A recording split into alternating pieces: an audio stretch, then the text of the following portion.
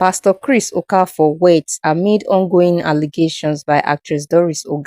Hello my beautiful people and welcome back to Gist Angle. Today's headline is one that has continued to raise eyebrows, spark debates and divide opinions, especially within the Christian community. It involves popular pastor Chris Okafor, actress Doris, and a marriage that happened right in the middle of unresolved public allegations. Without wasting time, let's dive into the report. Pastor Chris Okafor, the General Overseer of Grace Nation International, has reportedly tied the knot even as allegations involving Nollywood actress Doris continue to generate conversation on social media.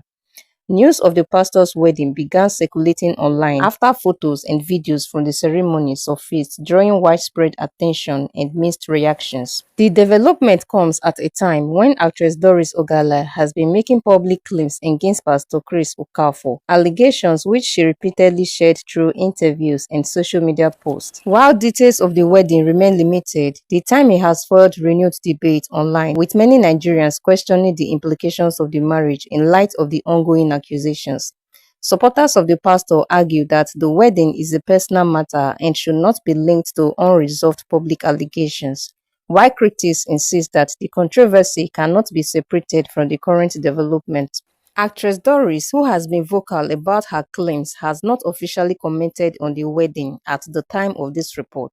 Pastor Chris Okafor has not also released a formal statement directly addressing either the marriage or the allegations as public discussion continues. As reactions pour in, the situation highlights once again how personal decisions by public figures often become deeply scrutinized, especially when surrounded by unresolved disputes. For now, the wedding stands confirmed by circulating visuals, while the allegations remain a subject of public debate pending any official clarification from the parties involved. My people, this whole situation involving actress Doris and Pastor Chris Okafor is one that has left many people genuinely confused, emotional, and divided.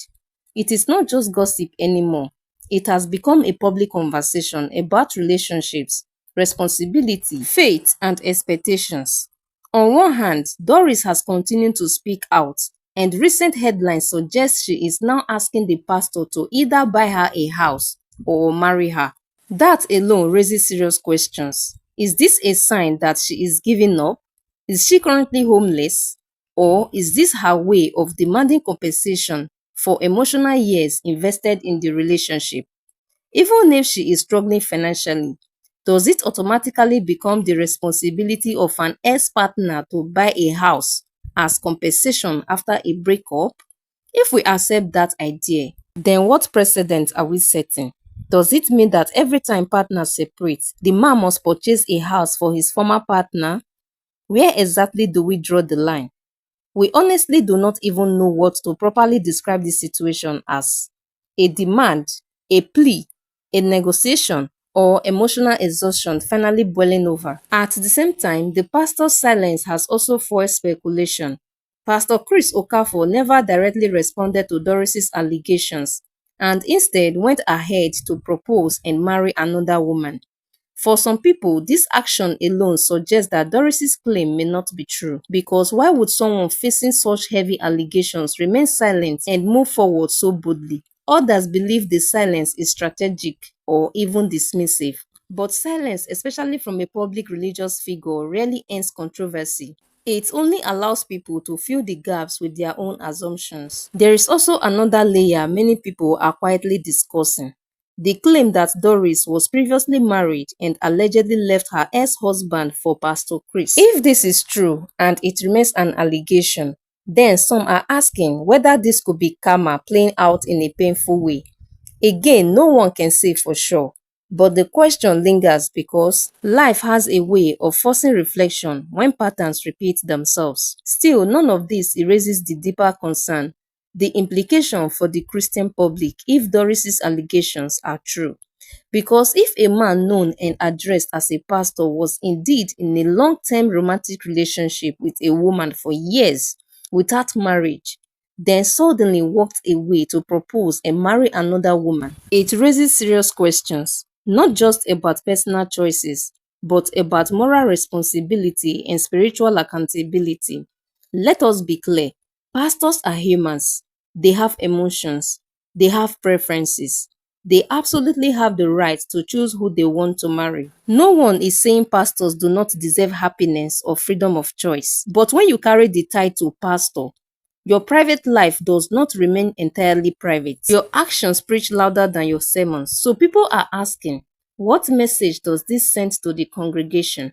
What exactly is being taught from the pulpit if commitment, responsibility, and emotional care are not reflected in personal conduct? How do you counsel young people about patience, purity, and accountability when your own relationship history appears painful and unresolved? If these allegations are accurate, then this becomes more than a personal matter. It turns into a public embarrassment for the Christian community, not because pastors must be perfect, but because they are expected to model the values they teach. And then there is the human pain behind it all. Walking away from a long-term relationship, especially one where one party believed marriage was the destination, naturally leaves wounds. Even when separation is necessary, it can be handled with clarity, dignity, and compassion. So the real question is not whether Pastor Chris had the right to move on. The real question is whether he moved on responsibly and respectfully. Leadership, especially spiritual leadership, is not only about where you are going next. It is also about how you treat people on your way there. Until clear answers emerge, this story will continue to stir emotions, opinions, and uncomfortable conversations. And perhaps that is the biggest lesson here.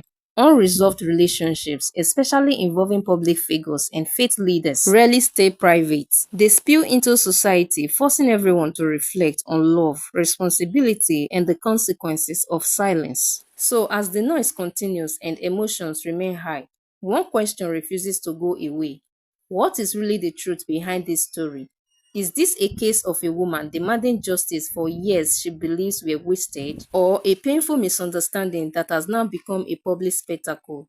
Did silence protect the pastor, or did it deepen the wound and fuel more questions? And more importantly, what should responsibility look like when love ends, especially for people in positions of moral authority? These are not easy questions and they don't have simple answers, but they are conversations we must have because stories like this go beyond two individuals. They touch on values, faith, and how we treat one another when things fall apart. If you've been following this story, share your thoughts respectfully in the comments. Do you think Doris is asking for accountability or crossing a line? If the pastor's alleged actions are true, what does this say about trust in spiritual leaders? Could these situations have been avoided with honesty and respect from both sides? Your voice matters and your contribution could help someone else see this issue from a new perspective. Don't forget to like, share, and subscribe to Gist Angles for thoughtful analysis beyond the headlines. It's just Angle.